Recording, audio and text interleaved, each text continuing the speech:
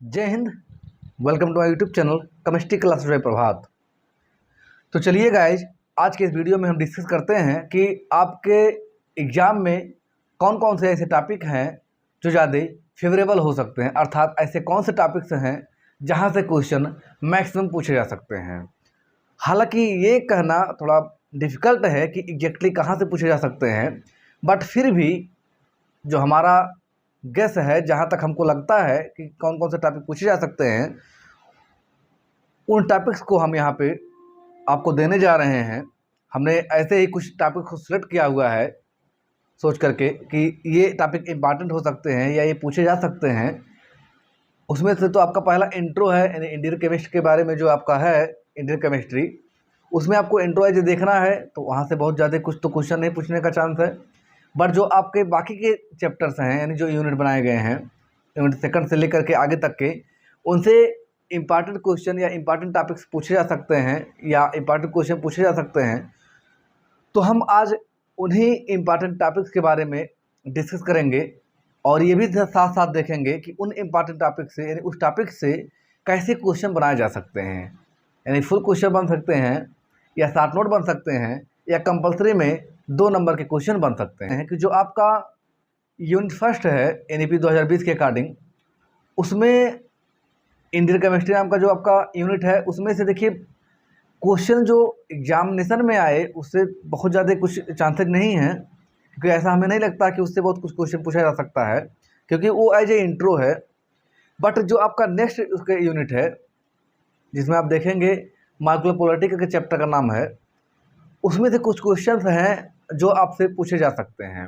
तो उन क्वेश्चंस को हम आपके चैप्टर बाय चैप्टर, यानी यूनिट टू यूनिट हम डिस्कस करेंगे और वहाँ पे हम आपको बताएंगे कि किससे कितने नंबर के क्वेश्चन पूछे जा सकते हैं और फिर उनका क्या वे है, कैसा क्वेश्चन बनाने का तरीका हो सकता है या क्या पैटर्न हो सकता है, कुछ उसके बारे में हम यहाँ पर डिस्कस करेंगे। तो देखिए, तो सबसे पहला आपका जो यूनिट है उसमें देखेंगे आप यूनिट सेकंड में, हालांकि हम यूनिट फर्स्ट की बात नहीं करते हैं, क्योंकि हमने बताया आपको कि वो एज ए इंट्रो है। तो यूनिट सेकंड में जो आपका टॉपिक है, इसमें सबसे पहला टॉपिक आपका क्या मिलता है, पोलराइजेशन क्या होता है। ठीक, पोलराइजेशन। अब इसमें आप देखेंगे पोलराइजेशन में आपके 2 और टॉपिक्स हैं। पोलराइजेबिलिटी एक ही है, ठीक, और एक है पोलराइजिंग पावर। ठीक है, क्या है, पोलराइजेबिलिटी है, पोलराइजेबिलिटी, ठीक, और दूसरा है आपका पोलराइजिंग पावर। ठीक, पोलराइजिंग पावर, ठीक, ये आपका एक हो जाता है। फिर आगे आप देखेंगे इसी से बहुत इम्पॉर्टेंट टॉपिक निकल के आता है, जिसका नाम है फजांस रूल। क्या नाम है, फजांस रूल। ठीक, ये जो टॉपिक्स हैं इसी के अंदर कवर होते हैं, अर्थात पोलराइजेशन या पोलराइजेबिलिटी आप देखेंगे तो फजांस रूल में ही सब आ जाते हैं। या पोलराइजेशन अगर कहीं टॉपिक दिया है अलग से, तो उसमें 2 चीज़ें आप लिखेंगे, देखेंगे पोलराइजेबिलिटी क्या होता है, पोलराइजेशन क्या होता है, या पोलराइजिंग पावर क्या होता है। तो इन्हीं टॉपिक्स को लेकर के एक रूल बनाया गया है जिसे कहा जाता है फजांस रूल। तो यहाँ से क्वेश्चन पूछे जा सकते हैं। फिर देखिए अगला जो आपका है वो है बहुत इंपॉर्टेंट क्वेश्चन, बार्न हैबर साइकिल। क्या है, बार्न हैबर साइकिल। यहाँ से आपका एक क्वेश्चन पूछा जा सकता है। ये क्वेश्चन आपके किसी सेक्शन के पूछे जा सकते हैं, यानी कि 10 नंबर में पूछे जा सकते हैं। और ये भी जो बार्न हैबर साइकिल है, ये भी आपका 5 नंबर में पूछा जा सकता है। फिर देखिए यहीं पर एक टॉपिक और छोटा सा है इसी चैप्टर से, वो है आपका हाइड्रोजन बॉन्डिंग, अर्थात इस पर एक शॉर्ट नोट पूछा जा सकता है। यानी कि आपके यूनिट नंबर सेकंड से जो छोटे छोटे टॉपिक निकल के आते हैं, जिनमें ये जो पोलराइजेशन है या पोलराइजेबिलिटी है, ये आपका जनरली 2 मार्क्स का पूछा जा सकता है। बट ये जो फजांस रूल है या बार्न हैबर साइकिल है, ये दोनों आपके 10-10 नंबर के पूछे जा सकते हैं, या बार्न हैबर साइकिल आपका 5 नंबर में पूछा जा सकता है। और ये जो आपका हाइड्रोजन बॉन्डिंग है, ये भी आपका 5 नंबर में पूछा जा सकता है। चलिए फिर हम बात करते हैं अगले यूनिट की, जो आपका है simple bonding theory of molecules. ठीक, यानी कि यूनिट नंबर 3 की। इसमें देखिए जो इम्पोर्टेंट क्वेश्चन निकल के आते हैं, वो सबसे पहले ये है कि जो आप इलेक्ट्रॉन को फिल करते हैं, तो इलेक्ट्रॉन फिल करने के रूल, अर्थात चाहे आप अहबाउ रूल कहिए सीधे, ठीक, अहबाउ रूल, या इसी का एक दूसरा नाम है एन प्लस एल रूल, ठीक, एन प्लस एल रूल, तो ये हो सकता है। फिर इसी से देखिए एक आपका जो बहुत इंपॉर्टेंट टॉपिक निकल के आता है वो ये है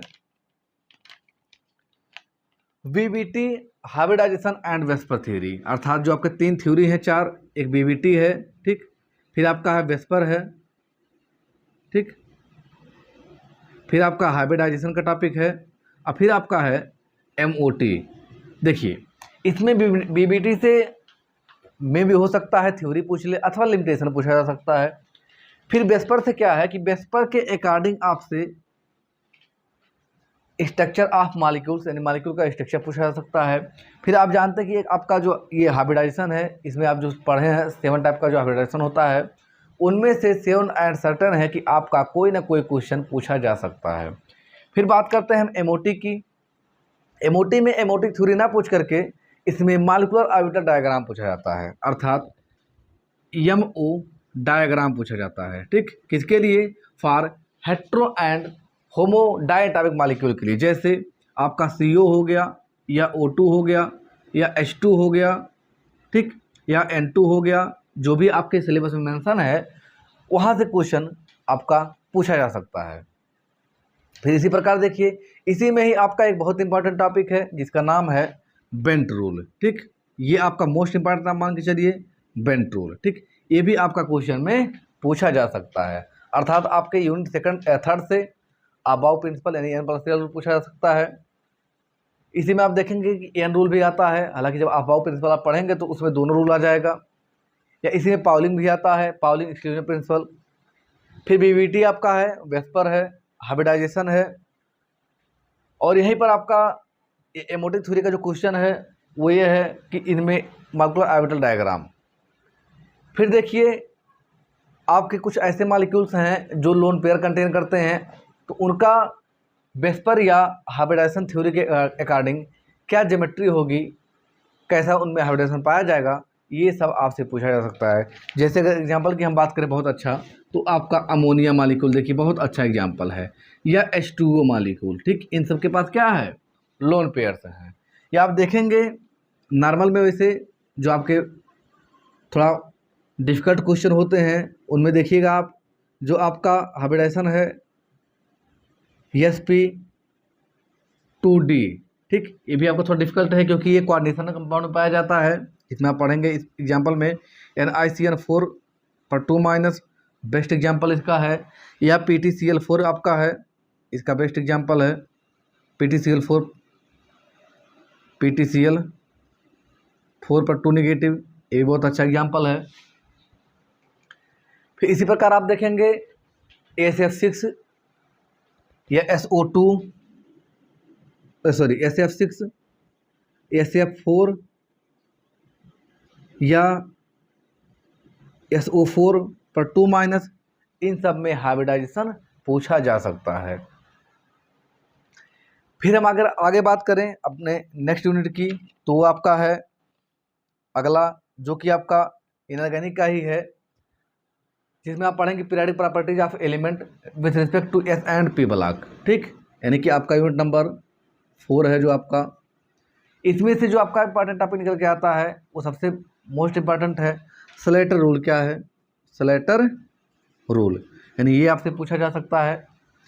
फिर इसी से आपका रिलेटेड टॉपिक है जेड इफेक्ट यानी इफेक्टिव न्यूक्लियर चार्ज, और फिर आपका स्क्रीनिंग इफेक्ट अर्थात सिग्मा। तो यहाँ से आपका हो सकता है टॉपिक, यहाँ से आपको न्यूमेरिकल भी मिल सकता है कि मान लीजिए हम कह दें कि आपका सोडियम है, तो सोडियम का लास्ट इलेक्ट्रॉन के लिए आप स्लेटर रूल के अकॉर्डिंग या स्लेटर रूल की हेल्प से इफेक्टिव न्यूक्लियर चार्ज आप कैलकुलेट करिए, किसके लिए? लास्ट इलेक्ट्रॉन के लिए। तो ये भी आपका एक क्वेश्चन पूछा जा सकता है। फिर इसी से आप देखेंगे एक बहुत अच्छा टॉपिक है जो आप देखे हैं आलर्ट राचो स्केल, यानी कि जो स्केल है या पाउलिंग स्केल। इन सभी स्केल से, हालांकि स्केल से क्वेश्चन ना के बराबर चांसेस हैं कि पूछ सकते हैं, लेकिन फिर भी अगर पूछना होगा तो आपसे वहाँ से शॉर्ट नोट टाइप में क्वेश्चन पूछे जा सकते हैं। फिर इसी में एक देखिएगा आप इस चैप्टर में भी आपका बॉर्न हाइपर साइकिल है और इलेक्ट्रॉन अफिनिटी, अर्थात इलेक्ट्रॉन अफिनिटी में आप पढ़ते हैं छोटा सा born hyper cycle. Born hyper cycle में अगर आप देखेंगे तो आपका या तो NaCl के लिए पूछा जाता है जनरली, किसके लिए, NaCl के लिए, या अमोनिया के लिए पूछा जाता है। ठीक, जो मोस्टली पूछे जाते हैं क्वेश्चन बॉर्न हाइपर साइकिल से रिलेटेड वो अमोनिया के लिए या NH3 के लिए। अगर मेंशन किया हुआ है कि आपको बॉर्न हाइपर साइकिल बताना है NaCl के लिए या अमोनिया के लिए, तब तो आप वही बताएंगे जो आपसे पूछेगा। लेकिन अगर जनरली आपसे पूछ लिया जाए कि what is born hyper cycle, तब उसमें से इसमें से आप कोई भी एग्जाम्पल लेकर उसको एक्सप्लेन कर सकते हैं। चलिए हम फिर बात कर लेते हैं अगले चैप्टर की, जो कि आपका ऑर्गेनिक में पहुंच जाते हैं हम, जिसमें सबसे आपका इम्पॉर्टेंट टॉपिक है, यानी कि आपका जो यूनिट नंबर 5 है। ठीक, इसमें आप देखेंगे सबसे मोस्ट इम्पॉर्टेंट है इंक्लूजन कंपाउंड। क्या है? Inclusion compound. ठीक, इंक्लूजन कंपाउंड क्या होता है? फिर उसी से आपसे जुड़ा हुआ है क्लेथरेट्स। क्या नाम है इसका? क्लेथरेट्स। ठीक, ये भी आपका क्वेश्चन हो सकता है। फिर देखिए इसी में आपका एक क्वेश्चन है चार्ज ट्रांसफर कॉम्प्लेक्स, जिसको शॉर्ट फॉर्म में कहते हैं CT कॉम्प्लेक्स, इसी का दूसरा नाम है, अथवा EDA। तो ये भी आपका एक क्वेश्चन हो सकता है जो कि बहुत इंपॉर्टेंट है। फिर इसी में देखिए आप जो इलेक्ट्रॉन के शिफ्ट होने से या मूव करने से इफेक्ट पाया जाता है, जैसे इंडक्टिव इफेक्ट हो गया, जिसमें आप पढ़ेंगे +I एंड -I, ये पूछा जा सकता है। इलेक्ट्रोमेरिक अथवा मेजोमेरिक इफेक्ट पूछा जा सकता है। और एक आपका है हाइपर कॉन्जुगेशन, और इसी से आपका इंपॉर्टेंट टॉपिक निकल के आया है एरोमेटिसिटी। यानी ये भी आपसे इसी चैप्टर में पूछा जा सकता है, यानी हाइपर कॉन्जुगेशन, इंडक्टिव इफेक्ट या इलेक्ट्रोमेरिक अथवा मेजोमेरिक इफेक्ट, ये सब भी आपके इम्पॉर्टेंट है इस चैप्टर से। चलिए फिर हम बात करते हैं अपने उसी चैप्टर के नेक्स्ट टॉपिक में, जिसमें आपका है रिएक्टिव इंटरमीडिएट। क्या है आपका? Reactive intermediate. अब रिएक्टिव इंटरमीडिएट में अगर आप देखेंगे तो आप जैसे पढ़ते हैं carbocation, carbon ion, free radical, ठीक, इन सब के बारे में, तो वहाँ से ऐसे नहीं पूछेगा कि क्या कार्बोकेटायन क्या होता है या कार्बन आयन क्या होता है। वहाँ पे सीधे पूछा जा सकता है कि व्हाट इज रिएक्टिव इंटरमीडिएट्स या व्हाट आर रिएक्टिव इंटरमीडिएट्स। ठीक, explain it with suitable example, ऐसे क्वेश्चन हो सकते हैं। या वहाँ पे देखिए आप एक क्वेश्चन और बन सकता है नाइट्रीन्स क्या होते हैं। ठीक, कौन सा? नाइट्रीन्स या कार्बीन, ठीक, या एराइन, ये सब आपके इम्पॉर्टेंट क्वेश्चन बन सकते हैं। इसको तो आप मोस्ट इम्पॉर्टेंट समझिएगा, क्योंकि ये कार्बीन या नाइट्रीन या एराइंस बहुत ही इम्पॉर्टेंट हैं आपके एग्जाम के पॉइंट ऑफ व्यू से। चलिए फिर आगे हम बात करते हैं इसी चैप्टर में, जो आपका है, यानी कि जो आपका ये छठा चैप्टर है, यहाँ तक तो आपका 50 यूनिट हो गया है। ये छठवां आपका जो है, इस छठवें में आप देखेंगे बहुत इंपॉर्टेंट टॉपिक आपका है फॉर्मल चार्ज। क्या नाम है उसका? Formal charge. ठीक, ये भी आपका बहुत इंपॉर्टेंट टॉपिक है, इससे क्वेश्चन बन सकते हैं या शॉर्ट नोट पूछा जा सकता है। फिर चलिए अब हम बात करते हैं इसी के चैप्टर के अगला टॉपिक की, जिसका नाम है रिएजेंट। ठीक, क्या नाम है? रिएजेंट। अर्थात इस रिएजेंट से या तो रिएक्शन पूछे जा सकते हैं, मतलब कोई रिएक्शन दे दिया जाए और वहाँ पे कोई रिएजेंट दे दिया जाए, ऐसे कोई आपसे। अब रिएजेंट मतलब आप जानते हैं दो प्रकार का ये होता है, न्यूक्लियोफिलिक एंड इलेक्ट्रोफिलिक। इन दोनों में से कोई एक रिएक्शन ही पूछा जा सकता है, या जनरली पूछा जा सकता है कि इलेक्ट्रोफिलिक अथवा न्यूक्लियोफिलिक रिएजेंट क्या होते हैं या रिएजेंट क्या होते हैं। फिर हम बात करेंगे एक बहुत ही इंपॉर्टेंट टॉपिक की, जिसका नाम है, आपका यूनिट का नाम है या चैप्टर है आपका स्टीरियो केमिस्ट्री। क्या नाम है इसका? Stereo chemistry. इस स्टीरियो केमिस्ट्री में अगर आप देखेंगे तो इसमें आपके बहुत बेहतरीन क्वेश्चन पूछे जा सकते हैं। एक आपका ये स्टीरियो केमिस्ट्री और एक आपका सिंपल बॉन्डिंग थ्योरी, ये आपके दोनों मोस्ट इंपॉर्टेंट चैप्टर हैं, जहाँ से क्वेश्चन पुटअप करने का चांस मैक्सिमम होता है या मैक्सिमम है, क्योंकि ये दोनों बहुत ही ब्रॉड चैप्टर हैं और इनमें टॉपिक बहुत ज़्यादा इन्वॉल्व हैं। तो इन दोनों टॉपिक को या इन दोनों चैप्टर्स को आप बहुत अच्छे से क्लियर करिए, यानी पढ़ाई करिए, अच्छे से तैयार करिए। अगर आप इन्हीं दोनों चैप्टर को अच्छे से तैयार कर ले जाते हैं तो आई होप 50 मार्क्स में आप एटलीस्ट 35 मार्क्स तक तो आप इसको लिख ही ले जाएंगे। किसको? 2 चैप्टर्स को, एक आपका simple bonding theory of molecules वाला और दूसरा आपका ये स्टीरियोकेमिस्ट्री। अब देखा जाए अगर स्टीरियोकेमिस्ट्री में क्वेश्चन कहाँ से उठा सकता है, सबसे पहला इंपॉर्टेंट आपका टॉपिक है आइसोमेरिज्म वाला। क्या है? आइसोमेरिज्म। ठीक, ये आपका हो सकता है। फिर इसी में आप देखेंगे कायरलिटी, ये भी एक बहुत आपका अच्छा टॉपिक है, कायरलिटी। ठीक, ये क्या होता है? फिर आप देखेंगे इसी में जो आपके नॉमेनक्लेचर सिस्टम होते हैं, नॉमेनक्लेचर। ठीक, उस नॉमेनक्लेचर में नॉमेनक्लेचर, इसमें नॉमेनक्लेचर को हिंदी में कहते हैं नामकरण। ठीक, इसमें आप देखेंगे 3-4 जो सिस्टम पाए जाते हैं, जैसे आरएस नॉमेनक्लेचर हो गया, या डीएल नॉमेनक्लेचर हो गया, या E/Z नॉमेनक्लेचर हो गया। तो इससे आपके क्वेश्चन पूछे जा सकते हैं। मतलब इनमें से आप मान के चलिए कि एक आपका कंपलसरी में 2 नंबर का क्वेश्चन पूछा जा सकता है। किसमें से? इसमें आरएस, डीएल अथवा ईजेड में से। फिर हम बात करते हैं एक बहुत ही इंपॉर्टेंट टॉपिक की जो इसी का है, जिसमें आप देखेंगे प्रोजेक्शन, मतलब रिप्रेजेंटेशन ऑफ मॉलिक्यूल्स या रिप्रेजेंटेशन ऑफ ऑर्गेनिक कंपाउंड्स। जो ऑर्गेनिक कंपाउंड होते हैं इनको कैसे रिप्रेजेंट किया जाता है, तो इसके लिए 2-3 सिस्टम हैं जिन्हें कहा जाता है प्रोजेक्शन सिस्टम। ठीक, जिनमें आपके जो 3 हैं, एक है आपका न्यूमैन। ठीक, इन सबको आप पढ़ लीजिएगा, न्यूमैन प्रोजेक्शन। फिर इसी में आपका फ्लाइंग वाला है। ठीक, इसका नाम है फ्लाइंग ब्रिज। ठीक, फ्लाइंग ब्रिज। ठीक, और एक आपका है फिशर प्रोजेक्शन। क्या नाम है? Fischer projection. यानी कि ये आपके तीनों, यानी न्यूमैन, फ्लाइंग या फिशर, इनमें से एक आपको देखने को मिल जाएगा क्वेश्चन, क्योंकि ये बहुत ही इंपॉर्टेंट टॉपिक है। ये पहले सब इधर आपको नहीं दिखते थे, यानी जब आपका ईयर वाइज सिस्टम था तो ये जनरली नहीं मिलते थे, लेकिन जब ये आपका सेमेस्टर हो गया है तो ये आपके इंपॉर्टेंट हो जाते हैं, क्योंकि इसके पहले जहाँ भी टॉपिक था वहाँ से क्वेश्चन न्यूमैन या फ्लाइंग ब्रिज या फिशर प्रोजेक्शन पे क्वेश्चन पूछे जाते थे। फिर अगर हम बात करें आपके नेक्स्ट यूनिट की, जो कि आपका कंप्यूटर से रिलेटेड है, तो कंप्यूटर में अगर आप देखेंगे तो सबसे पहले तो उसका आपका बेसिक इंट्रो हो जाता है। तो बेसिक इंट्रो तो बहुत ज़्यादा नहीं पूछ सकता है, लेकिन उसके आगे सॉफ्टवेयर हार्डवेयर क्या है ये आपसे पूछा जा सकता है। फिर उसी के बाद आप देखेंगे उसी में ही कुछ ऑपरेटिंग सिस्टम दिए गए हैं, जैसे विंडोज ऑपरेटिंग सिस्टम हो गया, लाइनेक्स हो गया, यूनिक्स हो गया। ये सब आपसे पूछे जा सकते हैं। कौन कौन से? विंडोज, लाइनेक्स या यूनिक्स। ठीक, फिर इनपुट अथवा आउटपुट डिवाइस पूछा जा सकता है। तो ये हो गए कुछ आपके इंपॉर्टेंट ठीक टॉपिक्स या क्वेश्चंस, आप समझिए, जिनमें से आप देखेंगे या जहाँ तक हमारा अपना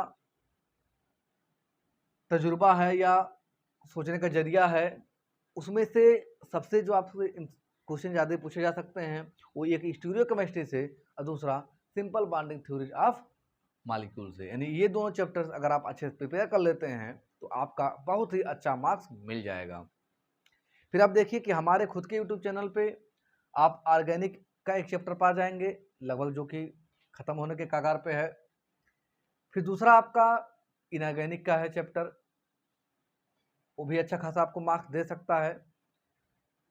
तो इन चैप्टर्स को आप देखिएगा, या अगर कोई टॉपिक आपका, जैसे आप एग्ज़ाम कॉलेज में आपके या वैसे अगर आप नहीं पढ़ पाए हैं तो आप देखिएगा, यूट्यूब पे बहुत सारे चैनल हैं, उस पर आपको मैटर मिल जाएगा, उतना आपके लिए सफिशियंट है, आप वहाँ से पढ़ाई कर सकते हैं।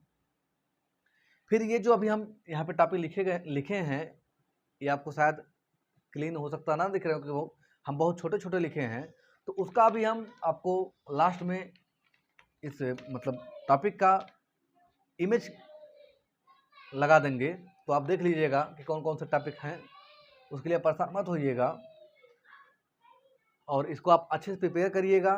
तो फिर मिलते हैं हम ऐसे ही किसी नेक्स्ट टॉपिक को लेकर के। तब तक के लिए धन्यवाद। जय हिंद।